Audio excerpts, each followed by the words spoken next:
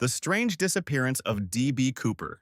On Wednesday, November 24, 1971, a man identified as Daniel Cooper bought a $20 one-way ticket on Northwest Airlines on Flight 305 from Portland, Oregon to Seattle, Washington. Cooper was described as being in his mid-40s wearing a business suit, an overcoat, brown shoes, a white shirt, and a black tie. He also carried a briefcase and a brown paper bag. Before the flight took off, he ordered a bourbon and soda from a flight attendant. After the plane was airborne, Cooper handed the flight attendant a note. At first, she just put it in her pocket without looking at it, but then Cooper told her, "Miss, you better look at that note. I have a bomb." Cooper then told her the bomb was in his briefcase and asked her to sit next to him. He opened the briefcase to reveal red-colored sticks surrounded by an array of wires. Cooper told the flight attendant to write down everything he was saying and then take it to the captain. The note said, "I want $200,000 by 5 p.m. in cash, exclusively in $20 bills. Put in a knapsack. I want 2 back parachutes and 2 front parachutes. When we land, I want a fuel truck ready to refuel. No funny stuff or I'll do the job." FBI agents assembled the ransom money from several Seattle area banks, and Seattle police obtained the parachutes from a local skydiving school. When Cooper claimed his demands were met, he allowed all passengers and some of the crew to exit the airplane. Cooper told the remaining crew to refuel the plane and chart a course for Mexico City while staying below 10,000 feet. During the flight, Cooper put on a pair of dark wraparound sunglasses, which would make it into the official sketch and become famous to anyone investigating the case. A little after 8 p.m., and somewhere in between Seattle and Reno, Nevada, Cooper jumped out of the rear door of the plane with 2 of the parachutes and the money. He was never seen again, despite an expansive manhunt and over 45 years of searching. No conclusions have been made as to the man's identity or his fate after he jumped. It is called one of the greatest cold cases in history. The Malaysian airline Flight 370 disappearance.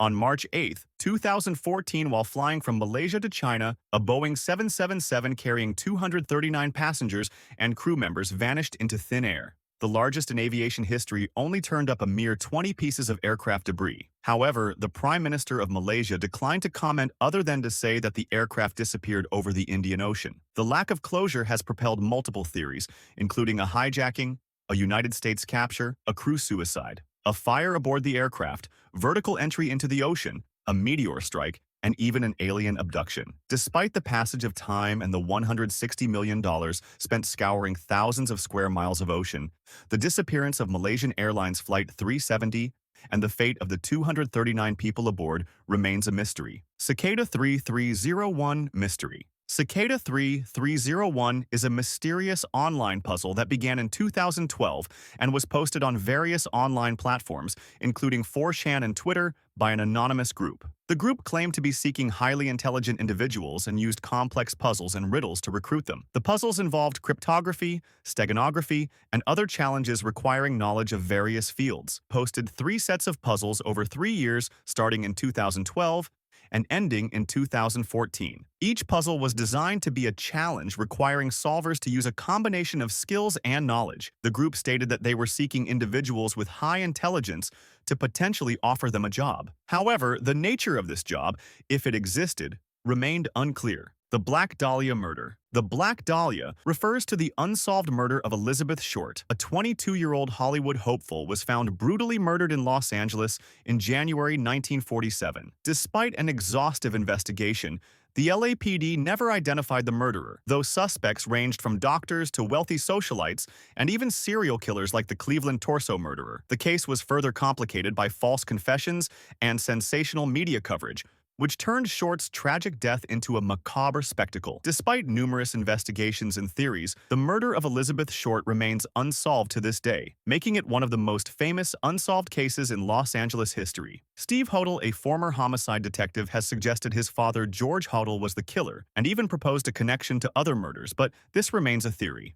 The creepy murder in room 1046. In January 1935, a well-dressed man using the name Roland T. Owen checked into Kansas City's Hotel President Room 1046 with no luggage. Staff noticed his odd behavior. He kept his room dark, refused housekeeping locks, and seemed nervous. A note reading, "Dawn, I will be back in 15 minutes. Wait," hinted at an expected visitor. Over 2 days, staff heard mysterious voices in his room, including a phone call where Owen insisted, "No, I'm not hungry." Neighbors reported loud arguments. By the 3rd morning, staff found the phone off the hook and the door locked with a "Do Not Disturb" sign. When they finally entered, they discovered Owen naked, beaten, and bound his wrists, ankles, and neck tied with cords. He had a skull fracture stab wounds and strangulation marks with blood splattered across the room, whose real name was later revealed as Artemis Ogletree claimed his injuries were from a fall, whispering nobody when asked who hurt him. Despite evidence of a violent struggle, no suspects were ever caught, leaving his murder one of history's most chilling unsolved hotel mysteries. Mystery of the Cape Intruder. The Cape Intruder mystery is a chilling unsolved case from 2005 in Cape Elizabeth, Maine,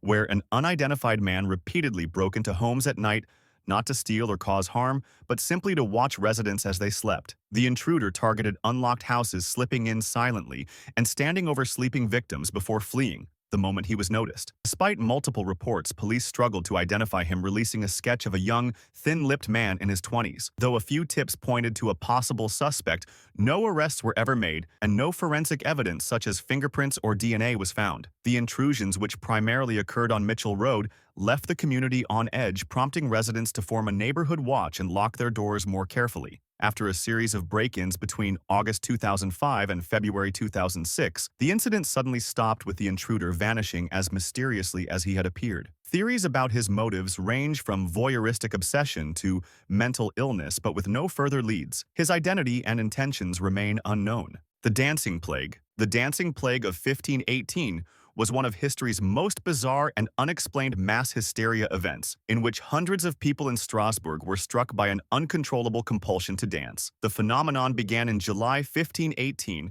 when a woman named Frau Trophea suddenly started dancing fervently in the streets without music, and continued for nearly a week and unable to stop. Within days, dozens more joined her, and by August, the number of afflicted dancers had swelled to around 400. The dancers appeared to be in a trance-like state, their movements frantic and exhausting. Many collapsed from sheer fatigue, with some reportedly dying from heart attack, strokes, or dehydration. Local authorities, baffled by the phenomenon, initially believed the dancers were suffering from overheated blood, and even encouraged more dancing by hiring musicians and constructing stages, thinking it would help burn out the affliction. When this failed, the desperate council turned to religious solutions, organizing processions to pray for divine intervention and eventually banning public dancing altogether. The plague subsided as mysteriously as it had begun by September 1518, leaving modern historians and scientists to debate its causes, with theories ranging from mass psychogenic illness induced by extreme stress to possible ergot poisoning from contaminated rye bread, which can cause hallucinations and convulsions. The dancing plague remains a haunting example of the strange ways collective human psychology can manifest under societal pressure. Disappearance of Walter Collins.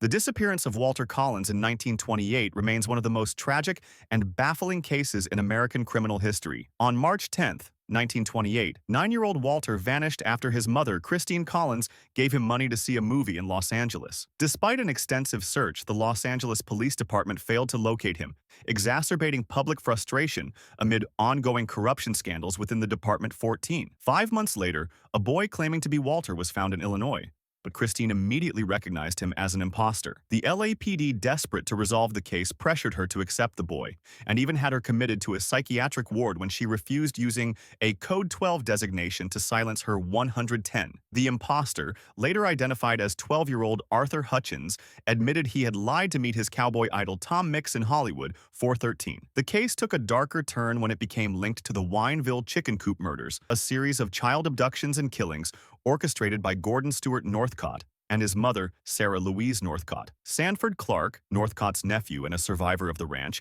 testified that Walter had been murdered there, though no definitive physical evidence was found. Sarah later confessed to killing Walter. Despite Northcott's execution in 1930 for other murders, Walter's fate remains unresolved, with theories ranging from his death at the ranch to abduction by unknown assailants.